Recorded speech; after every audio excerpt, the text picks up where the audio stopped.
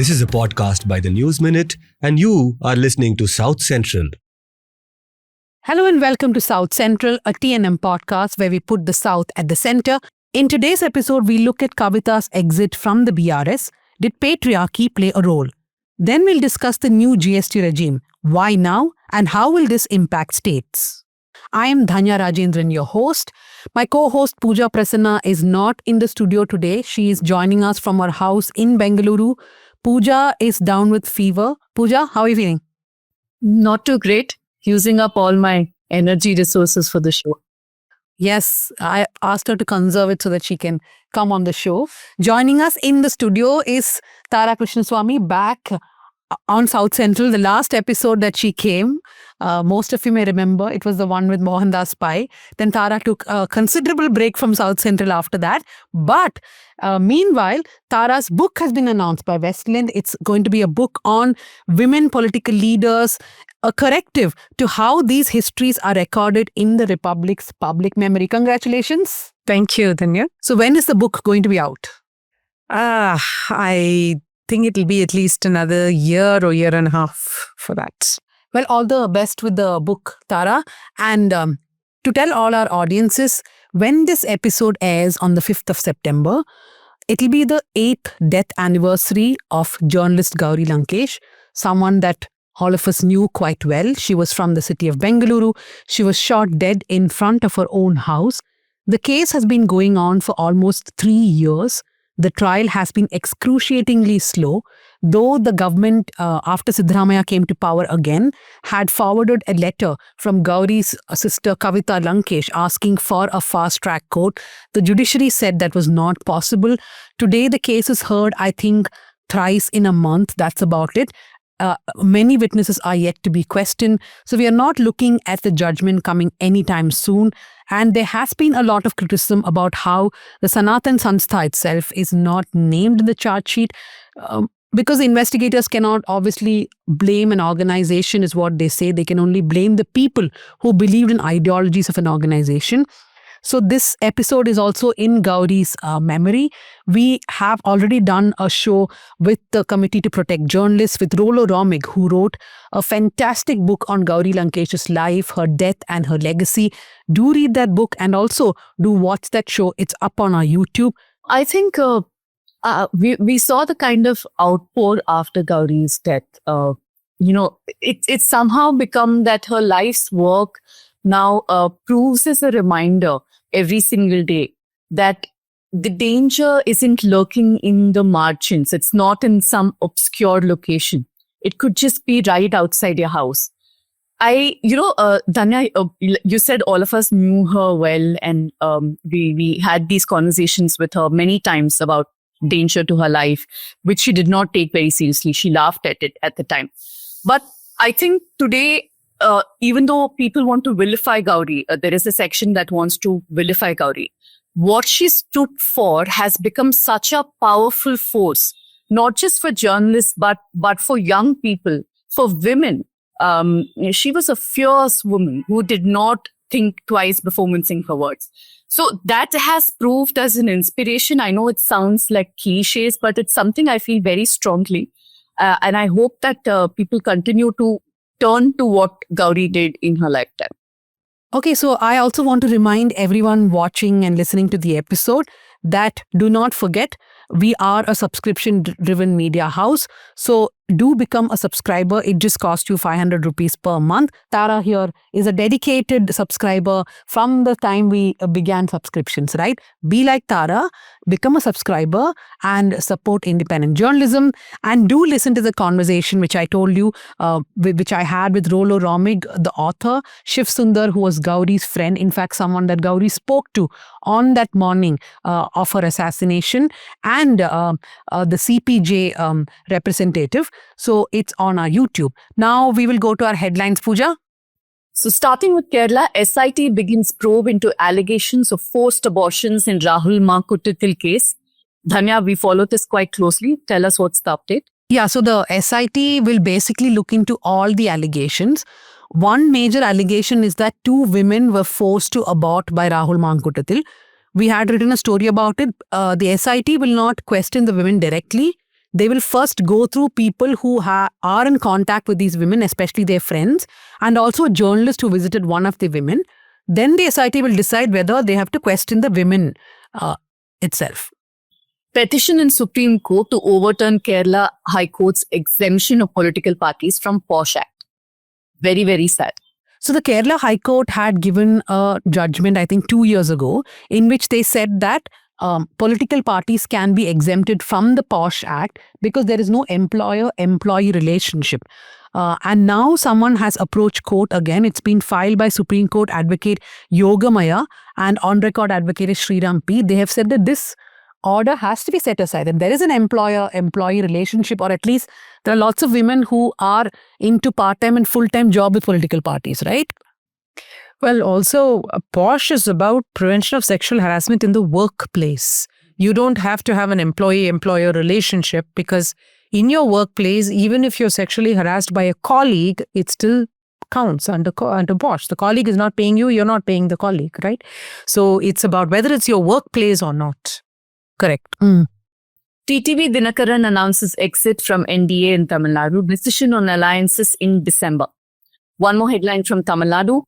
Madras High Court orders one-man commission on police action at Chennai sanitation worker protest. The videos of this is on our YouTube channels, the Tamil one as well. We've covered this quite extensively. Dhanya, this is about the action taken against the lawyers who were there at the protest. Yeah, so basically the Madras High Court had said that this protest has to wrap up. The police reached the spot. They did force the sanitation workers to enter into vans, etc. But the one-man commission will particularly look at accusations the police mistreated lawyers who had come to help the sanitation workers. These lawyers were kept in police stations for almost a day. Some have alleged that they were assaulted in these police stations. So the one-man commission will study that. Okay, so I'll read the Karnataka headline because Pooja is unwell. We will give her a break. Will get your delivery done elsewhere. Congress MLA R.V. Deshpande sexist remark to woman journalist. R.V. Deshpande is one of the oldest MLAs in Karnataka. In fact, when the news came out, I'm like, oh, he's still actually like walking and giving interviews to people. So R.V. Deshpande was speaking to reporters at Uttara Kannada when Radha, who's a reporter with No Guarantee TV, asked him that when there is flood in the area, it becomes very difficult for women to reach for institutional deliveries, reach hospitals. So he said, if you have a delivery, I'll help you, to the reporter. And he repeated that and then winked at her. The gall to actually do that. And in other news from Karnataka, the Home Minister of Karnataka, Parameshwara, has ruled out an NIA probe into the Dharmasthala case.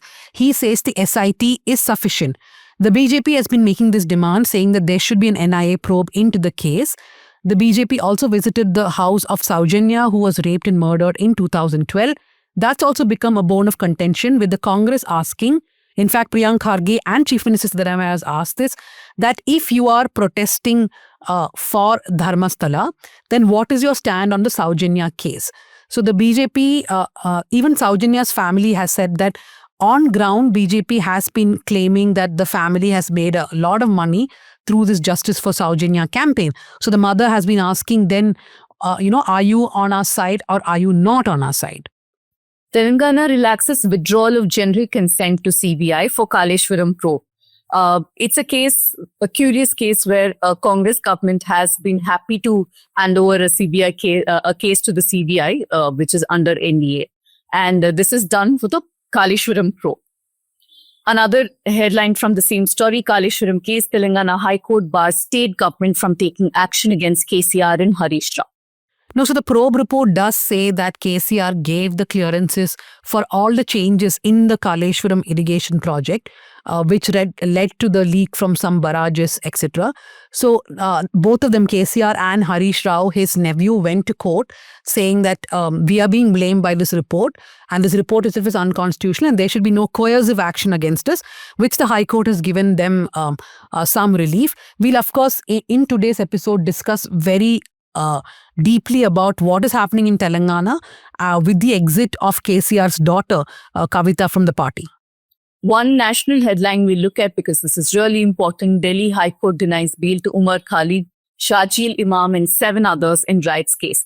A bench of Justices Naveen Chawla and Shalinder Kaur denied the bail application, claiming that there was no provision for it under UAPA. But some of the oral observations that were made were extremely unfortunate. That's it for the headlines, Sanya.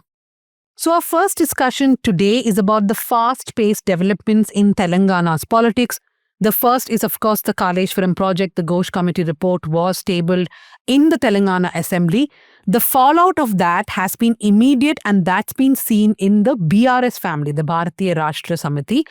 KCR, K. Chandrasekhar Rao, the former Chief Minister of Telangana, his daughter Kavita was suspended from the party because she launched an attack on 2 of her cousins, Harish Rao and Santosh, who both are very close to KCR. In fact, Harish Rao was twice Irrigation Minister of the state.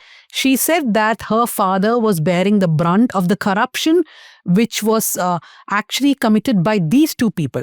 So immediately after Kavita made these comments, Kavita was suspended from the party. A day later, she has stepped down. She held a very emotional press conference in Hyderabad in which she said that these 2 people are plotting against her, her father and her brother, which is KTR or KT Ramarao. She says that the brother and the father, instead of standing with her, are believing in Harish Rao and Santosh, and they have distanced her. So we look at how it's been playing out. For me, what has been curious is that we saw Sharmila exiting the YSRCP, and now we are seeing Kavita exit the BRS. 2 women, daughters of 2 important political leaders, one leaving the party after her father's death, one leaving the party while her father is still there. But whatever said and done, 2 of the women from both political parties have left their parties. So we look at that and lots of questions, right? One is, why did Revant Reddy hand over the whole probe of Kaleshwaram to the CBI when the Congress in almost every state has said that they will withdraw general consent to the CBI? The Telangana government also did. Now they have withdrawn that order. And then, of course, we will look at the question of Kavita and why she was forced to leave the BRS. To speak to us about all this, joining us is Vanaja. She's a senior journalist from Telangana. In fact, we have done a story in 2018 about Vanaja saying 25 years and counting. Meet C. Vanaja, one of Telugu media's first women reporters. So that's Vanaja for you, one of Telugu media's first women reporters. She has worked with many organizations in the state. Today, she runs a YouTube channel called Mahua Media. She is a Ramnath Goenka winner in 2025. She is a familiar face for people both in Telangana and Andhra Pradesh, and people really log on to her YouTube channel to see what is her take on every issue.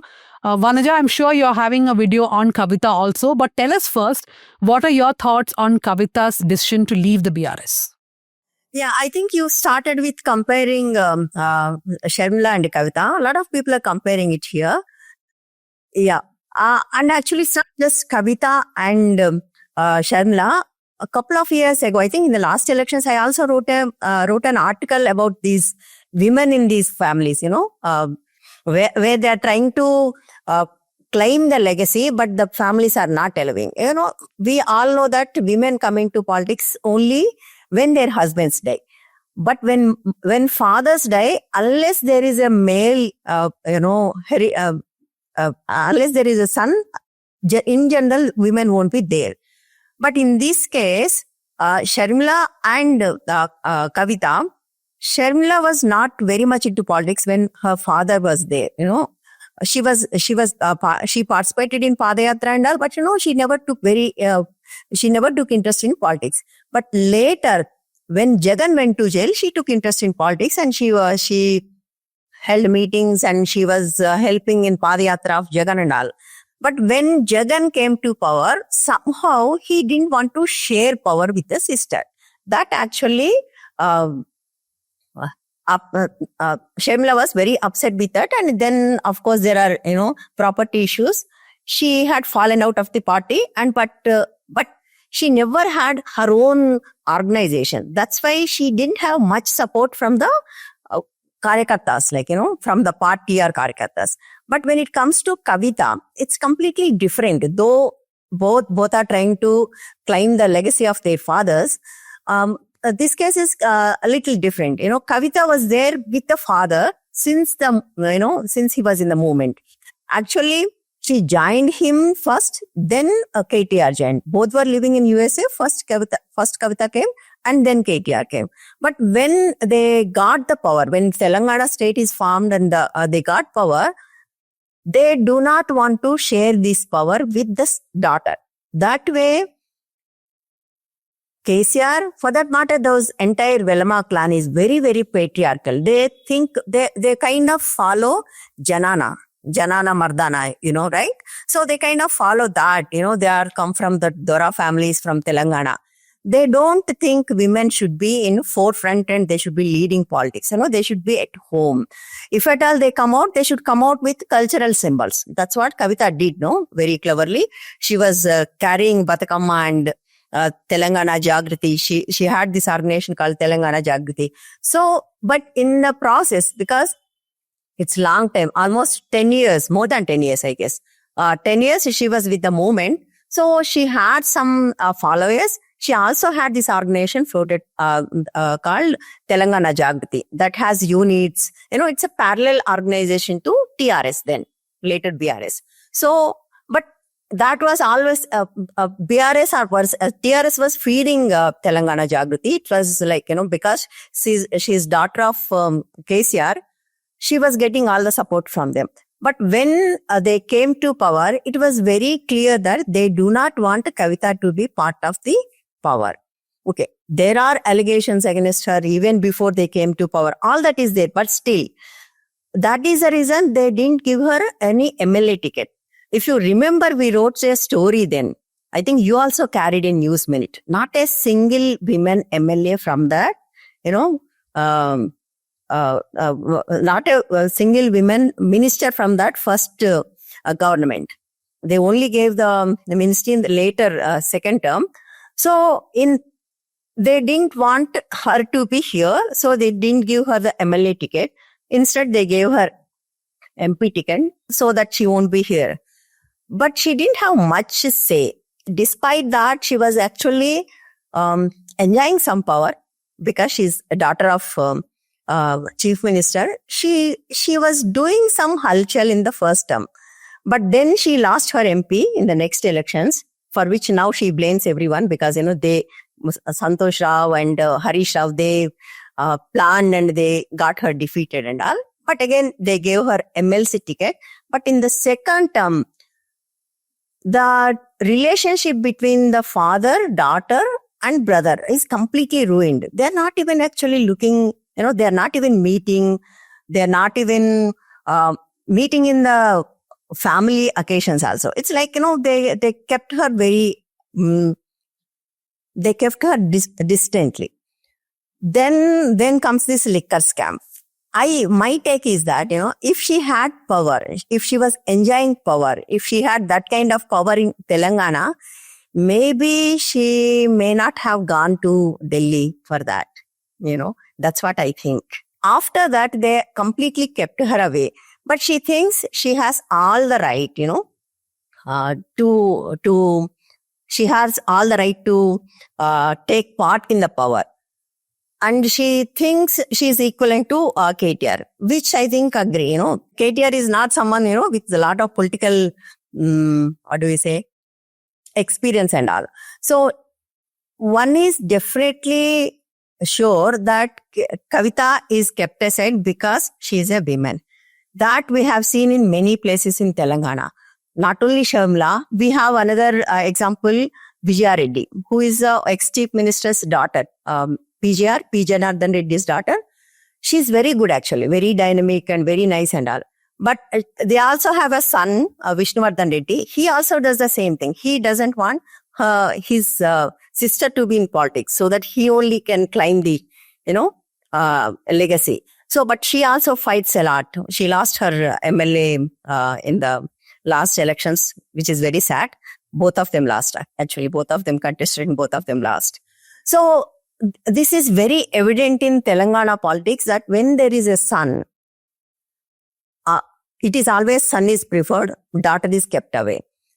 And Kavita is very ambitious. She has very high political ambitions. She really wants to become chief minister. That is for Pakka. She wants to play a role in politics. See, that is actually should be understandable because she came into politics at the age of, 27, 28. Now she is into her late 40s. For 20 years, she is in the politics. Now the family doesn't want her to be in the politics. They want her to be calm, stay away from the politics. That's why they're keeping her away, which she's not accepting. Whether she is corrupt or not, that is another discussion. But Kavita wants to be in the politics. Her family doesn't want her to be in the politics. I think that is the issue here. If she stays, if she stays calm, she will not have any political future. Unless she comes out and, she starts doing something, she won't have any political future. That is the reason she actually asked for that suspension. She went on making those comments on people. 3 days ago when Kaleshwaram issue had come up, she was, as you said, she was blaming Santosh Rao and Harish Rao, but she's always praising KCR because, she wants to claim KCR legacy. Without KCR, she's nobody. She has to claim her father's legacy. That's why, she's blaming the others. By blaming others, she was asking for suspension. It's like, suspend me. Otherwise, if they do not suspend her, she will not have any political future. Then only she can come out and, play some role in the politics. That's what happened, I guess. Darya, we are often accused of looking at everything from a feminist prism, something that we own very proudly. So I think this is also a conversation in that direction. If you remember a couple of years ago, we'd done a profile on Sharmila, and at the time we wanted to look at the career trajectory of both of them together, Kavita and Sharmila. Like Vanaja rightly mentioned, these are two women in Telugu states, daughters of very powerful, cult-like politicians. But despite giving as many years of their lives, showing that they can be as tough as their brothers, they have time and again been sidelined. I want to put aside for a minute the fact that she has corruption charges. If every politician who faces corruption charges or has been to jail had to be not elevated, we wouldn't have any politicians today. The rule doesn't apply to male politicians. It somehow only seems to apply to women as an excuse to not give them any kind of elevation. Yes, Kavita is what she is because she's her father's daughter, but you cannot forget the fact that she was part of the Telangana movement much before her brother gave up his MNC job and came back to India. She did that much before he did. She is the woman face of that party in a state where there are hardly women politicians. Forget anybody of any consequence. Women have proven time and again that all of that is not true. But still, they're not given the due. She asked for working president, at least is what we are picking up. That was not given to her. It was told that you stay quiet for a while, low profile for about a year or so. If she stayed low profile for a year, everybody knows that her career will be dead and over. She came out of a hero. If this was, I think in my mind, if this was a man, she would have gotten a hero's welcome. The streets of Hyderabad would have been jam-packed. As we saw in the case of DK Shivkumar in Karnataka, there'd be like a parade from the Hyderabad airport all the way probably to the party office if she was a man. We didn't see that kind of fanfare around her. We can argue on corruption and all of that. But the fact remains that, yes, there is a different yardstick for women in politics, and Kavita is perhaps bearing the brunt of that. Yeah. Actually, you said that right, Pooja. No, if you are arguing about corruption, as you said, there won't be any politician, right? If corruption is something you should not have a politician, then there won't be any politicians left. Yeah. No, I remember when B.S. Yadurappa came out of jail after he went to jail for the mining scam, and when he got bail and came out, there was a parade from the Parapanagrahara jail. I mean, he had a yatra from the jail to his house. Tara, you have interacted with Kavita. Tell us what are your thoughts. And as Pooja and Vanaja are saying, is this also about just women in politics? I want to expand the canvas a little bit, both sort of breadth-wise and depth-wise. So breadth-wise, if we look at it beyond Telangana and Andhra, of course, this is happening to Kavita, this is happening to Sharmila, but this also happens to, say, KK Shailaja, this also happens to Kanimozhi. It happens when women there are strong, capable women in politics, that they've gone beyond the tropes that Pooja talked about, when they've gone beyond proving their toughness, gone beyond proving their competence, gone beyond, winning an election. At that point, they've become such challengers to the male establishment that there is no longer even an excuse needed to keep them out of power. They are going to be kept out of power. It is very common, the quote, Delhi dispatch is what I call it. One of the things that gets done to women, strong women in politics, is to send them off to Delhi so that they don't have a footprint in the state. You must remember that the way a politician grows is to develop a mass base in the state.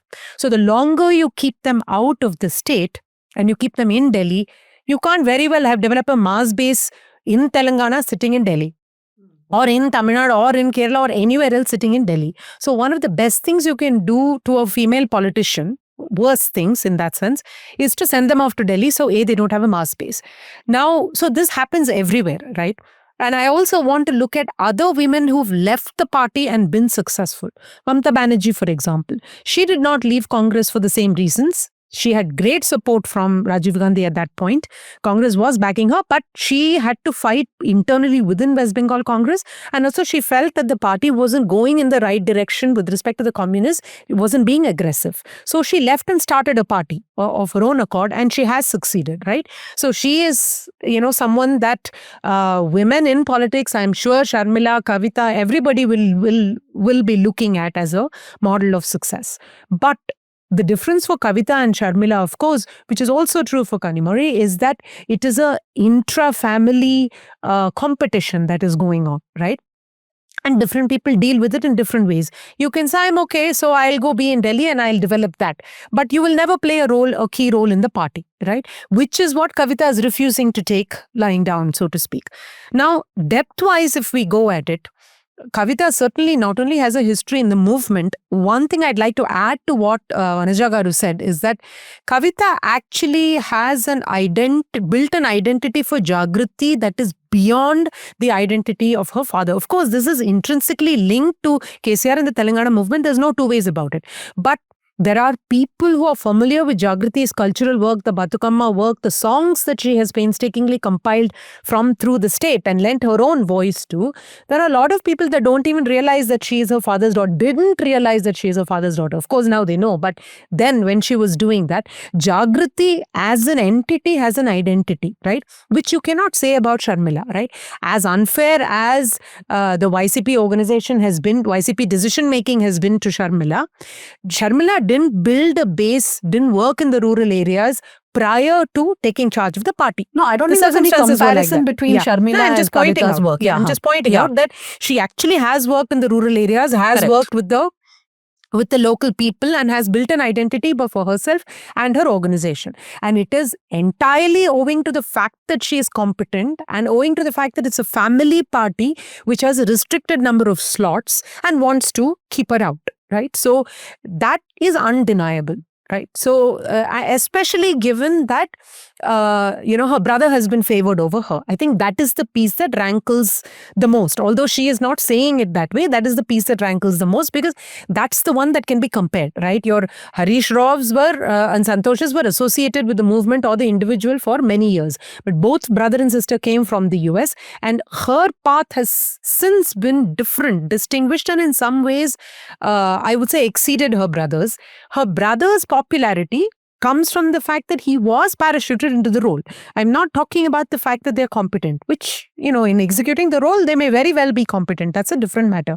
The point is they achieved it through a certain path, that she also achieved it through that path, but she built a mass base for which she has not been rewarded. But I want to ask you one thing from what Vanaja pointed out. Pooja, I'll come to you also.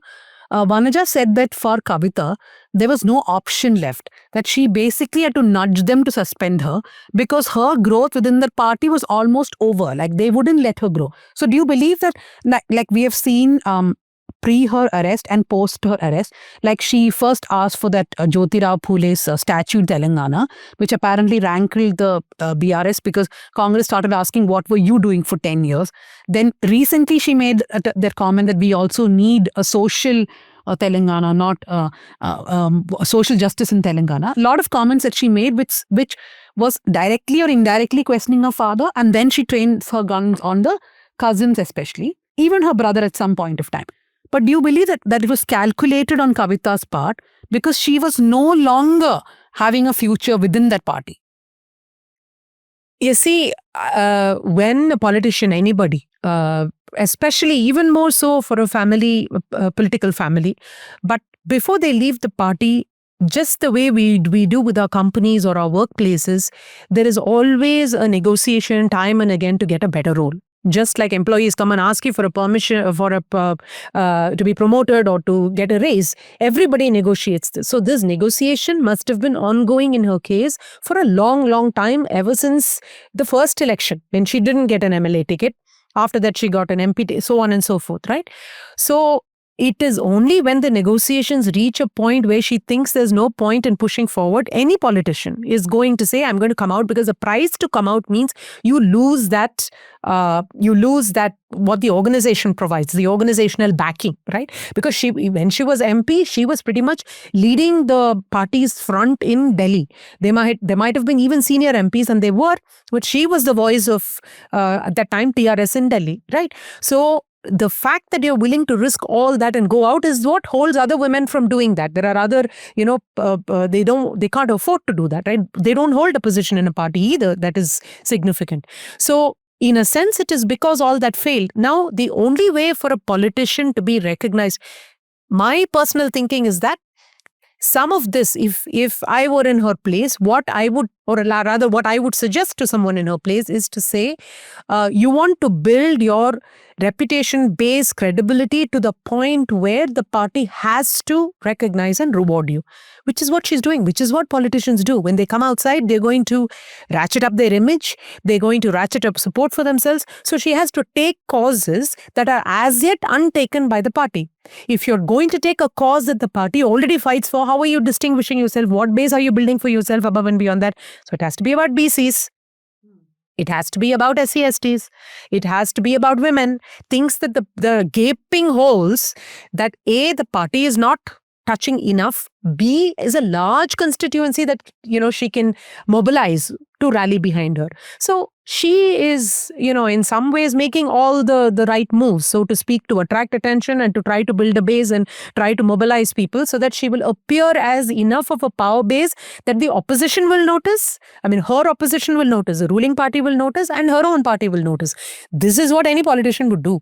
So for those, wondering why are we making this a talk about patriarchy and feminism, all the people in this panel have interacted with Kavita for quite some time. At least I can tell you that I have known her from the time of the Telangana movement when I was a young journalist and she was a younger politician. Same for Pooja Vanaja, and even you have interacted with her. So what we say about the problems of patriarchy in her party is not our figment of imagination.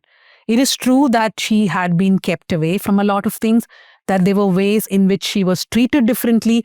In fact, when I had met her just before she went to jail, and even at that time, the party was not fully in support, though the allegations were coming and it was almost speculated that she'll be arrested, but it had not happened then. I think this whole attack against her, calling her liquor queen, right? And a lot of sexist attacks on her, nobody defended her in that also. So at some point of time, she felt that the men in the party, when they face corruption charges, at some point you do directly or indirectly stand for them. But here, when you're also attacked, with these names, liquor queen, etc. Even now, if you go and watch any YouTube live of Kavita's, you can see people writing in the comment, right? And that's one of the most decent things they actually say. So she felt like even in responding, the party did not do enough. Pooja, by the way, I want to add that there is enough sentiment on the ground in Telangana that recognizes the fact that this is a patriarchal issue and there is sexism in keeping her away. But it's the same one must remember that it's the same society which itself is patriarchal, and therefore will also add that liquor queen or, whatever caveat only because she's a woman. But it is not that people don't recognize the patriarchy. It is apparent that is why I said she has an identity, Jagrati has an identity. People do recognize that there is a clear element of patriarchy and sexism. They will but that sentence with a but, right? But they do recognize it. Pooja, I think we should also move the conversation a bit to what happens next. I'll come to Vanaja after Pooja.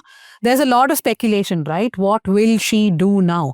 Will she just form her political party, which she said, as of now, I don't have plans to. She said, I don't have plans to join another party.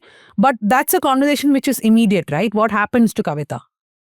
So Kavita is ambitious, and that's something that has been frowned upon quite a bit, saying that she wants too much. She's not happy being in the sidelines. And that's perhaps one of the reasons for her exit, right? She's not someone who's going to just bide her time for the next 3 years and sit it out. We are picking up that she will, in all likelihood, convert her already cultural social organization, Telangana Jagrati, into a political party. Either she could rename it or she could continue with the name as is. She's raised some very important points, which very understandably flustered her father and people who support him, about the fact that, yes, a state has been formed, Telangana as a state has been formed, but some of the issues that existed at the time of the bifurcation of Andhra continue. That's where the social justice part that you mentioned, Dhanya, comes in. Because, those who had power, the communities that had power, continue to wield that kind of power. The Reddy lobby still exists. The Veluma lobby still exists. So that is something she's spoken about. And we understand that she could take that conversation forward. Although she herself comes from a Veluma family, she somehow does not represent that macho male, like Dora, politics that her father stood for. So there is a chance for her to break away from that and appeal to women voters, particularly BC voters, is what we're picking up. That's what she's working on the ground. She is trying to target a few BC leaders, not just in BRS, but also in BJP and Congress, to see if they want to join her party. We understand her immediate task is to at least identify candidates who she can field with the hope of winning a few seats, to show that she's a serious contender. Even if she wants to do business with any other political party for even alliances, she needs to prove that she means business. And that is her task right now. Vanaja, what do you think is going to be Kavita's next step? That I'm sure is the biggest speculation in Telangana now. Yeah. So before answering that, I would like to comment on two things. Tara was saying, there are enough people who are recognizing patriarchy there. But I don't think so. In the general discourse in Telangana, it's not even recognized, People are not really looking into that aspect. It's like, okay, she's a daughter, she's a corrupt, she was given so much, she should be happy with that. That's how it is. Very sadly, that's how the entire political discourse here. It's like all the macho men are in the play and people want them, People do not want, soft-spoken and social justice favored men. They want these kind of men. So I don't think people are really looking at the patriarchy. The second thing is what Pooja was saying. Kavita may not be that macho man, but no, she would be that only. It's a female version of that. She's always been like that, See, even KCR can speak so softly and all talk about social justice, but at the core, he is that feudal. And Kavita is also going to be that. And what is interesting is people like them. People want their leaders to be feudal. That is the most disturbing part, actually. People want their leaders to be that kind. And Kavita is also going to be that. Yeah, she's talking about social justice and she's talking about Samajik Telangana. Very sadly, this is what we were talking 10 years ago and nobody listened. When they came into power, that agenda was completely set aside. But now Kavita is coming back with that agenda again. Maybe because of her, whoever is advising her, maybe giving her that idea. I don't think Kavita has so much stake in that and she's really committed to that. Yes, she's using it as a political agenda and she will use because that is the only thing left. And BC politics are now, gearing up in Telangana. So that is one thing nobody can, nobody can keep it aside. BC politics and everywhere, this BC mobilization is going up in such a big way that nobody can keep it away. That is the reason BJP is trying to, appease them. And interestingly, most of the BC voters were with BRS till last year. Now they are moving towards BJP. This subaltern Hindutva is on a big, high in Telangana. Like all the BCs are really rallying around, rallying behind the Hindutva, and they are going towards BJP. So this is one chunk everyone wants. This is one chunk Congress is trying to appease. This is one chunk BJP is trying to appease, and this is one chunk, she is also going to appease, because with this new policy, I think next year, 2026, we are going to reorganize and all. Then there will be women reservation. 30% of the MLAs are going to be women in Telangana too, which is going to be a big number. Now it's 119, it's going to be 150. That means there are going to be 50 women MLAs in the next assembly. So that is one chunk where she wants to play. But now, right now, Kavita is not talking about women as a segment that needs to be, catered. She's only talking about BC. Because she's playing very safe. BC is bigger chunk when compared to women. But actually, it's the same. They are going to be the same number of women and same number of BCs also. So I think women she's taking for granted. Okay, because I'm a women leader, so women will rally around me. But what I need is BCs. So I think she's playing that like that. The second thing is what she is going to do. I don't think she's going to join any party because she wants to play a key role. I think she will start a new party or she will strengthen this Telangana Jagriti. This may be converted into political party by the next elections. That's what is my hunch. I think she's going to do what it takes to succeed. Even in the show, and true to our feminist roots, it's a show full of women, so that's nice. But I think we have used the word, I've heard the word, she's ambitious. Every male politician is ambitious. We don't call them ambitious. Why are we calling female politicians ambitious? They're supposed to. Who enters a career without ambition? Who says, I'm going to be a journalist and I'm just going to be a stringer all my life, right? Anybody says that? So why do we even call it out? Of course, she has ambition, and of course, she's going to do whatever it takes to succeed. If there is an opportunity to join a party where she is, able to contest elections and become a minister, she is going to take it, right? If she can lead her own party, if she can lead BRS, that would be her first preference. Her preference and her heart will very well lie with BRS. That is her legacy, and she wants to claim it. But whatever the rungs of the ladder that she needs to use politically to climb it, she's going to climb it, and all power to her is what I'd say. I mean, I'm not talking about any other kind of allegations here, because that's extraneous to this discussion. That sort of levels the playing field across many politicians, right? So that's not germane to this discussion. Yeah, even I don't see anything wrong in her ambition. I'm not saying that actually. She's ambitious, and when we say it, we mean it as a compliment, not as a complaint. But a quick point, if I may, Dhanya, while we're wrapping up. Look at the women politicians in India today. Supriya Sule is in parliament because she had to make space for Ajit Dada in Maharashtra.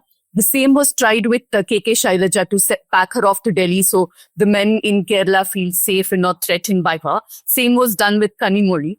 And, this is a pattern. But Kavita herself has shown that even though I am in Delhi, I can still do something for the party. I can still carve an identity for myself, because what she did with that women reservation bill, the kind of headlines that she managed to generate on an issue that was originally not at all something to do with that party, is commendable.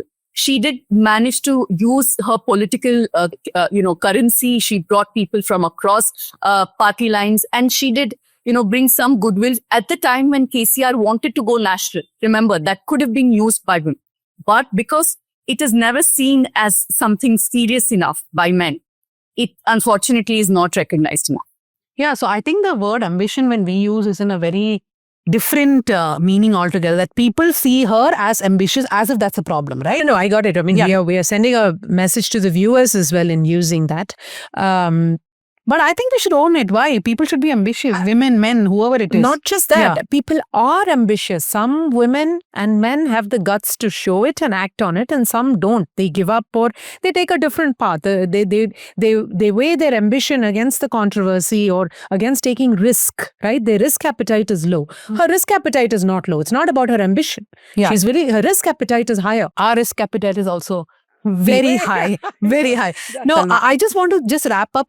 One point which Vanaja said really struck me, that one problem which looking at Kavita for so many years, I feel, is that her politics is not very different from what KCR or KTR or the party does. Obviously, it couldn't be different because she is from that family, from that party. Now, what we also have to see is that will her politics evolve? Will it change with time? Will it change with the fact that she has come out of it? Or will she just be another version of KCR in many ways, right? Now, that's something that I will definitely watch out for. Thank you very much, Vanaja, for joining us from Hyderabad, and look forward to your video on Mahua Media. Yeah, thank you. So, after Telangana, we'll do a quick discussion on the GST slabs, the new divisions which have been announced by Finance Minister Nirmala Sitharaman. They're calling it a simplification of the GST structure, wherein you no longer have 18, 12, then 5. A lot of other bunching has happened. It's now 5, 12, or 40%. One thing I was thinking, digital media, they have not said anything about. Digital media is taxed at 18%, print media at 5%. I have been looking through all the lists. I have not been able to find digital media. And so if you take a subscription, remember 18% of that goes to the government. Let that not stop you. Please take the subscription. But we'll discuss about what this new GST slab means and why states are not particularly happy with this restructuring, because they believe that they are going to be hit by what the government has announced. Tara, why do you think this announcement by Narendra Modi on Independence Day and soon the GST Council meets, what do you think pushed the government to announce this new slab? Well, the person whose name starts with T, not me, but Trump tariffs. So, as Tara you know, has thought about this joke and she's planned it and she has come. Yes. No, it only hit me when I was explaining it to you just before the show. And Well, I am surprised you wanted to take your name and Aditi's name in the same sentence.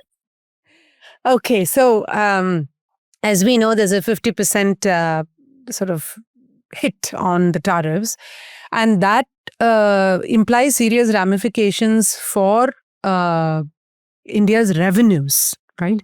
So the way to boost revenues, meaning what the government collects, right? You don't have too much choice. Either there has to be a lot of exports, which can bring in revenues into the country, or domestically something has to change. Exports can't be changed overnight because the tariffs themselves are going to affect the exports, and we just don't, have other markets that we can overnight start exporting to. So our goal is to domestically try to compensate for that revenue loss that we are going to face due to the tariffs. Domestically, how can you compensate? Either people should consume more and or the government should invest more. Government investing more, of course, requires more capital, right? Which itself comes through revenues, which means people need to consume more. How do you get people to consume more? One way is to lower taxes. So all of this is coming from that, I think, is kind of pushing some of these reforms through, or rather reduction of rates through. And you see that they have announced a reduction of rates for a slew of things. So the hope is that domestic consumption will increase a lot to counter for this. Now, 48,000 crore is the estimated loss that the government of India itself has said due to this Trump tariff business. And they believe that between consumption and compliance, they will be able to compensate for it, right? So increase consumption and improve compliance, which means your efficiency of collection, right? The government efficiency itself. Now, when you reduce taxes, the ramification is that the state's share of taxes will also go down accordingly because there's less taxes being collected, right? The consumption boost is supposed to compensate for that, but that will take a while to build up. It's not going to happen overnight. And already the states are suffering from lack of getting enough revenues, both through the GST itself and also those centers' delays and defaults in compensation. Which is where I think many of the opposition states have raised it. The BJP-ruled states should have also raised it, but this is a tradition that has been happening where the BJP-ruled states don't seem to be raising it on behalf of the people. The opposition states seem to have already discussed it and raised it because 8 states, have raised it. But it looks like it may have been discussed in the GST Council and they may have arrived at some kind of handshake with the government of India where some compensation may be, enabled. We will know when the, council puts out all of the, well, not all of the discussions, but at least some of the conclusions. I think they may have arrived at, some kind of compensation. But one of the problems have been that the compensation has not been paid on time, which is also what Karnataka, Kerala and other states have been talking about, right? Pooja, you want to add anything? So that does not get addressed in this. What the government is saying is that administratively, this makes it easier when you have just 2 slabs instead of 4 or even 5, because if you take 0, that becomes 5 slabs in the previous tax regime. So they're saying that it makes it easier to administer. But the fact remains that, in consecutive meetings of the GST Council, this has been taken up. There was no response. So why now? That takes us back to Tara's point of they are trying to drive up domestic consumption. They're trying to make sure that the local manufacturing industries don't get hit in a very big way. One clue, if you look at what has gotten cheaper, is in the consumer goods category, footwear, textile, and entry-level appliances have come down. The tax the tax slab for that has come down. These are some of the sectors that would have gotten hit in a very big way because of Trump tariffs. So in that sense, it is definitely some attempt being made to make sure that the revenue, shock that to these sectors are addressed. But the states have been taking this up, and rightly so. Now, the southern states have been most vocal, not necessarily because they are the most impacted. Yes, they will get impacted much more. One reason why is because the manufacturing states, the manufacturing giants, will get impacted a bit more than agriculture-based economies, like some of the states in the Hindi belt.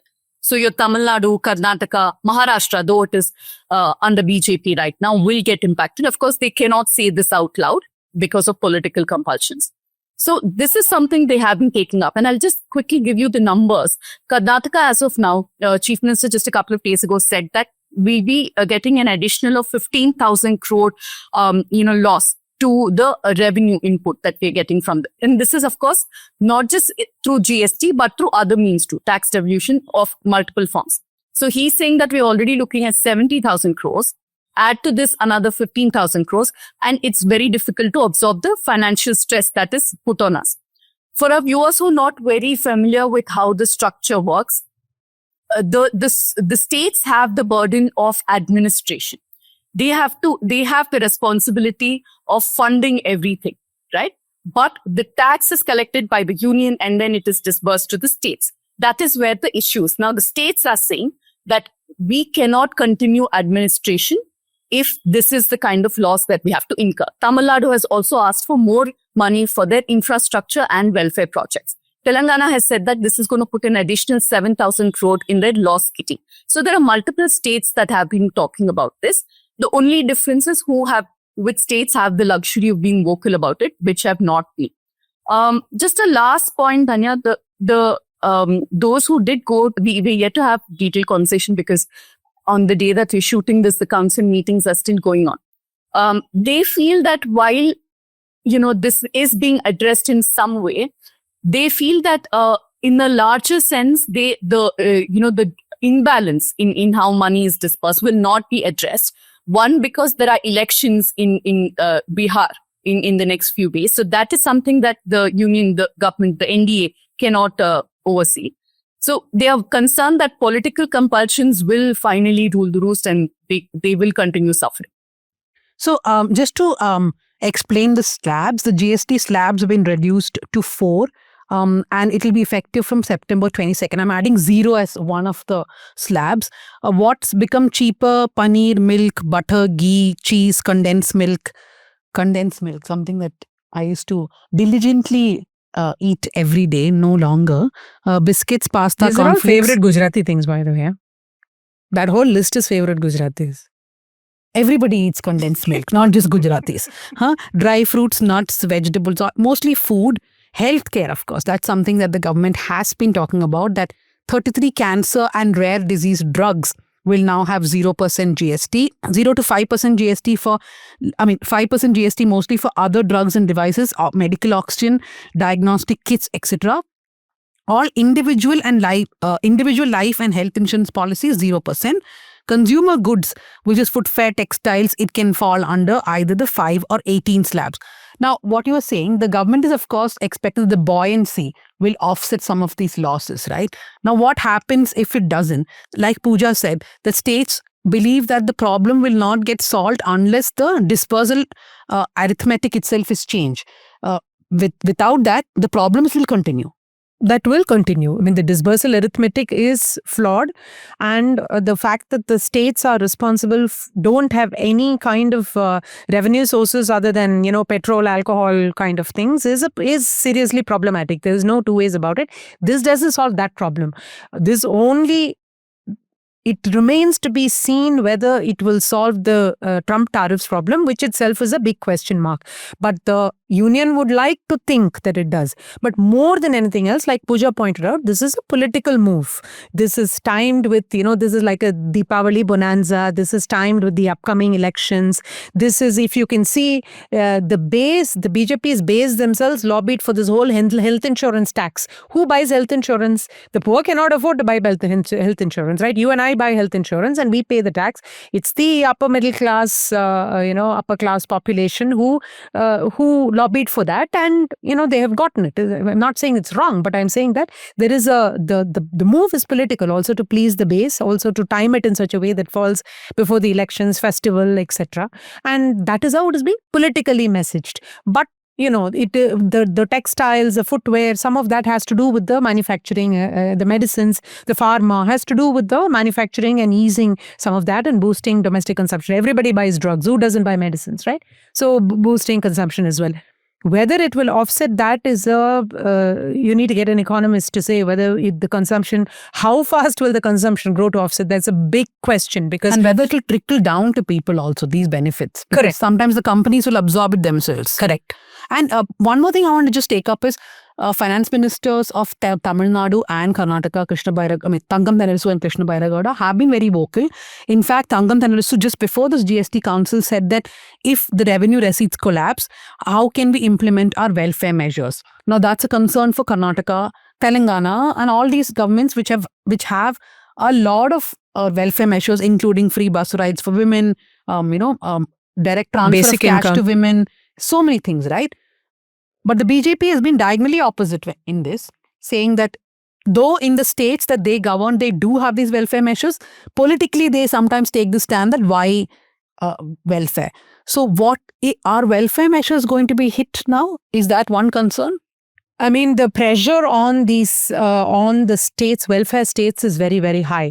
The neoliberals would like to take the point of view that if you're going to spend so much on welfare, then you're, quote, wasting money anyway. It's really ironic because if you look at the basic income that's given to women, and we just concluded our statewide study on the 5 guarantees of Karnataka, the report's ready and going to be presented shortly, but the 100% of the money is spent. It doesn't go sit in a fixed deposit somewhere, and it gets spent on exactly what the union government wants it to be spent on, which is it gets spent on buying retail goods like food. Almost 95% of women are buying food. 85 to 90% spend it on healthcare. Medicines repeatedly comes up. Health access repeatedly comes up. They make loan repayments. So this is all money that circulates back into society, goes back into the consumption ecosystem, which is exactly what is supposed to trigger, improved economy on the one hand. And it is money going back into the hands of people. Free mobility in Karnataka alone, our data will show you that 19% of women statewide either got a new job or a better job due to free mobility. Just think about that. How many policy measures do you know? How many policy measures do you know that can increase the number of employed or get better jobs for the employed through a single policy measure? Right? In recent times, can the union government boast of these measures, right? So this is not a matter of, throwing money down the drain. It has returns that are being quantified, have been quantified. That said, of course, these policies can be tweaked is a different matter. But definitely, there's going to be pressure on states that are rolling out these welfare policies. And as you rightly pointed out, the Madhya Pradeshes of the world have actually been re-elected basis the basic income that they give to women. It is not that these states are not rolling out welfare. They very much are. But, the union government has been engaging in some doublespeak on this count in terms of both promoting its own welfare initiatives or engaging sort of a neoliberal view that says we don't want to be giving, quote, freebies, right? I think it's not just double speak. They have gone to the Supreme Court and taken a stand that welfare measures do impact the fiscals of a state and therefore it is not to be encouraged, right? Yeah, Pooja? And why they gone to court, Tanya, if you remember, this was around the same time there were elections in Maharashtra. Just before the elections, they announced a similar scheme in Maharashtra. So, double speak on multiple levels there. Yeah, and I think what Tara is saying is important. A lot of the opposition, I feel, to welfare schemes is because people are not able to quantify the results, right? They don't know how it helps a family, a person, a woman in particular. And once that is quantified, but the concern for the states now is that any loss of revenue for them because of the new structuring. No, but I have one final question. But for a normal person listening to all these conversations between the states and the union, they are thinking that, look, eventually the trickle-down impact is going to be in my favor, right? So it is going to help me. So they don't understand Trickle-down impact of what? Of the reduced GST? Yes, of the reduced GST. Yeah. So they don't understand this state versus union. They're like, okay, the government has actually made life better. It is not state versus union. What I think people need to understand that any policy has many side effects to it. There is no policy that you aim and, it fulfills exactly that intended outcome and nothing more and nothing less. If you reduce the cost of mobile phones, there is an effect which makes mobile phones cheaper for people like you and me who may be buying mobile phones. But there is a revenue shortfall, there is a profit shortfall for the companies that make them. And if that happens through reduction of tax as a revenue shortfall for the government itself. Now, that revenue shortfall will be compensated if so many people buy that revenue per phone, is compensated by the number of phones, increase the number of phones that are bought. Will that happen is the real question. Similarly, when you have a policy like, providing subsidized electricity to families, right? You might wonder, what has that got to do with women, right? Why should everybody have subsidized electricity? One of the things that women tell us is this: we cannot afford to have lights in all rooms. So we have lights only in some rooms, which put pressure on us to finish cooking and do things at ungodly hours, waking up very early in the morning, which if you allow us, because we cannot afford it, but if you now allow us 200 units of electricity and we are able to use it, that means we can actually sleep an extra hour. Right? Which means that our family relationships improve because the tension in the family is far less. Right? So the well-being of citizens, who is to say the money should go towards building a flyover? Who decides that, right? Who is to say that that is a better use of money than providing this? It's just that some of us are more vocal and therefore we think that if the money goes towards welfare, it's a waste, right? Versus the people that are actually benefiting don't have the same voice. So it is just a matter of who speaks louder. It is not to say that this is better or that is better. It's a viewpoint of who gets it. Danu, this goes back to why we have multiple political parties and elections to different states.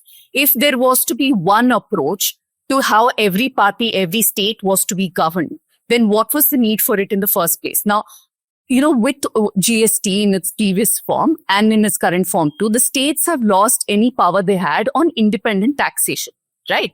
They can't decide how each, based on the needs of their state, how they can tax the things that are manufactured and sold in that state. That is gone. Now they're also with the kind of ties that they're giving with all the funds. They're also telling you that we will take the money that you are generating, we will give it back to you, but we will also tell you how to spend that money. So if a Karnataka government or Telangana government, Kerala, Tamil Nadu, thinks that their priority, like Tara said, is on better healthcare, better education, better, opportunities for women, and that is something that the government ruling at the union level does not agree with, then you deprive that state of the funds to fulfill that program. And that's what we've seen happening. It looks like politics on the surface. When you scratch, you see that there is a real problem. This is federalism that impacts every single person on the ground. A quick point I want to make on the GST part of it. I even don't know why they had such bizarre slabs to begin with. Why were buns at one slab, cream buns on a different slab, salted butter popcorn on one, caramel popcorn on a different one? Why were sanitary pads at 18%, cancer medicine at extremely high, health insurance? These answers are still not come forth. So if you want to just one night, suddenly come and announce these things, you have to also answer why for so many years, 8 years if I'm correct, refused to, stubbornly budge when multiple state governments kept telling you that this is illogical. What was your rationale then? What is your rationale now? They need to answer it. I think that's an answer which will not be forthcoming, Pooja. And I was just thinking that the two discussions today, we had only women and also politics and finance. So a lot of comments will be, it's so nice to see women speak about politics and finance. Well, come to South Central every week. It's on Friday. We talk politics, finance, movies, everything under the sun, right? I'll just read one small letter before we go to the recommendations. So we had a letter reading exercise 2 episodes ago. People do write to us at southcentral@thenewsminute.com. This letter is from Kaushik Jairam. So another person wrote a letter to us saying that this arrangement where we sit together, a little bit, it becomes very informal. It has a sort of a kitty party feeling. So I said, okay. That's a sexist comment right there. there. But it was a woman who made the comment. I think she was only telling us that it's too informal, right? So so we had a discussion about it. But Jairam says, while your reaction was understandable, you must find it interesting to know the original purpose of kitty parties. Kitty parties were informal microcredit groups. Housewives would meet weekly or monthly, each contributing a small amount to a collective fund called the kitty. A draw of lots would decide who received the lump sum, which could then be used to purchase a household item, a sari, or a piece of jewelry.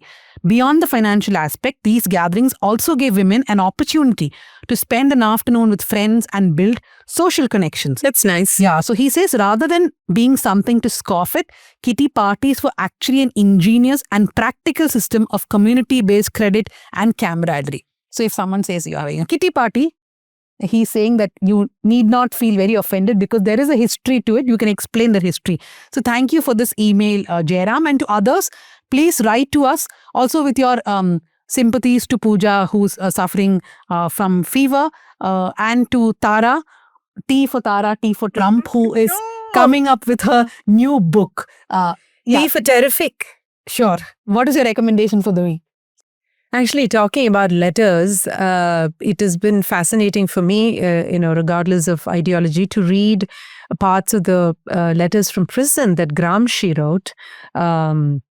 I would highly recommend that people read it because it talks to you about, what options somebody has when cornered entirely in prison. And he was actually put there.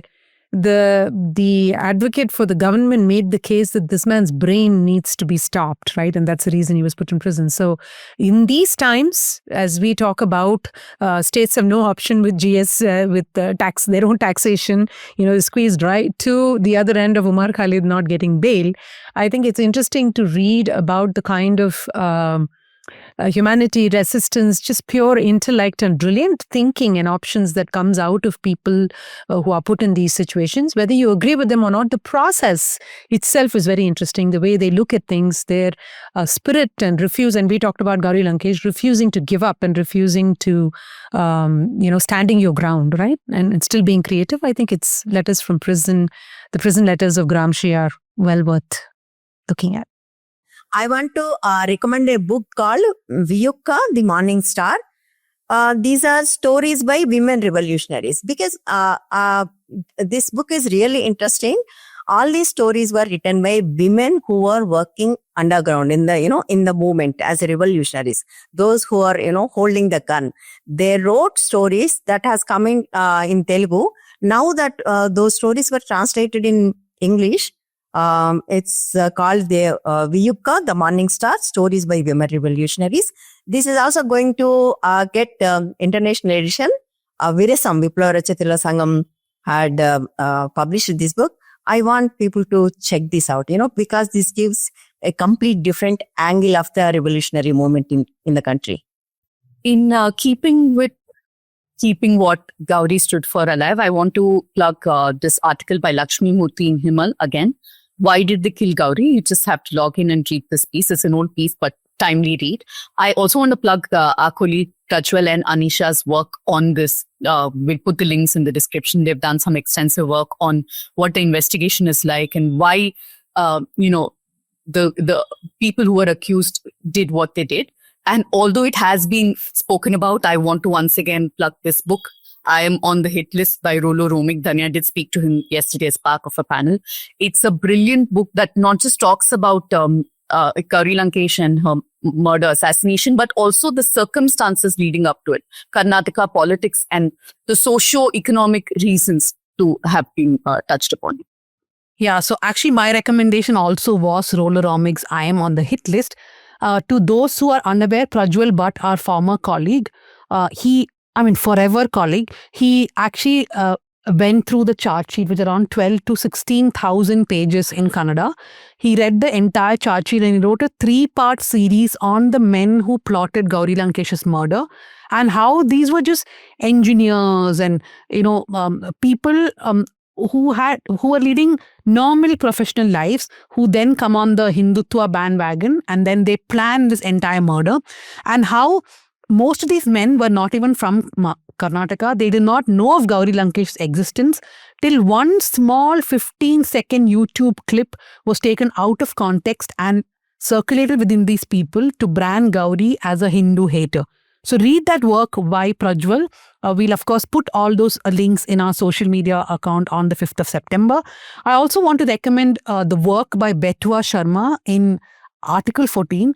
She has done some tremendous work over the last few years chronicling Umar Khalid, Gulfisha and a lot of others who are political prisoners in this country. So go to Article 14 and read those articles. That's all for today.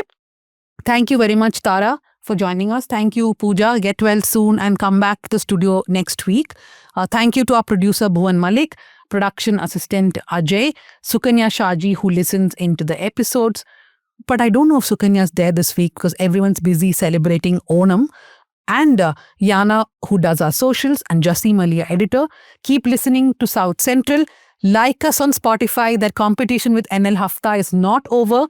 We are almost there, which is why I did not insist this week. I will do it again next week. Thank you very much.